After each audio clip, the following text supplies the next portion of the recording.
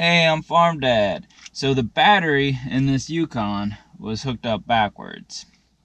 Now, it's dead.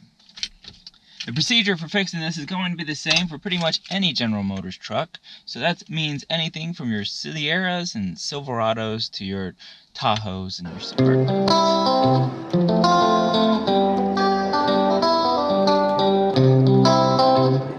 One thing that drives me nuts online is that everybody always says when your battery gets hooked up backwards, or if somebody jumps your car backwards or messes up in some other way like that, that the reverse in polarities will cause your ECU to be fried. And so there's a bunch of, panic, you need a new PCM, your ECU is gone. That's not true. That's not true. Almost every car that I know of, or at least modern day car, is protected by a fusible link, or as in this case, a mega fuse.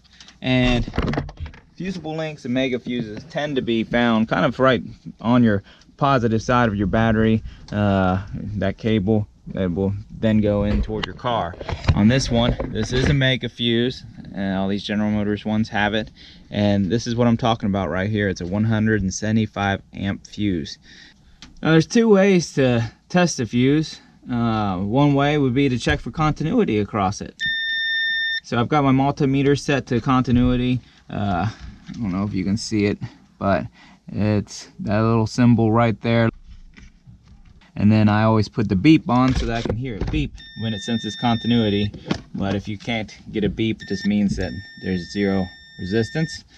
And so I connect one side of the fuse to the other, no beep, nothing. No continuity. So that's one way to check it. Another way is to set your multimeter to read DC voltage, and I'm gonna put the red on the air. I'm gonna put the black on the black, and as you can, I don't know if you can see it in your screen or not, but I've got 12.6 volts. Maybe you can see it if I put it up there.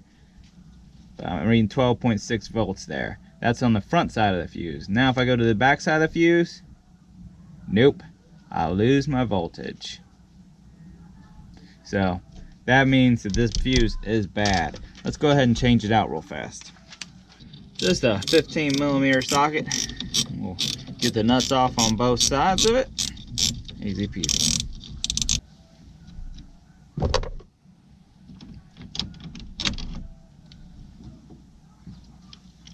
This out, put the brand new one back in. These only cost about $5, so not a big deal.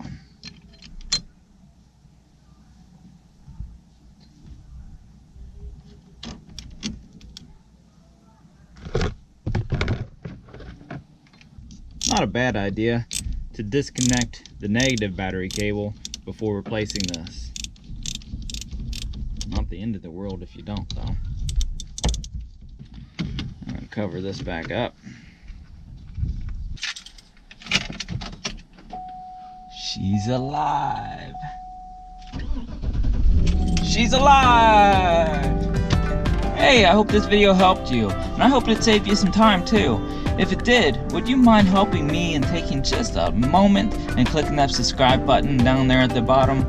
That really helps my channel. I appreciate you.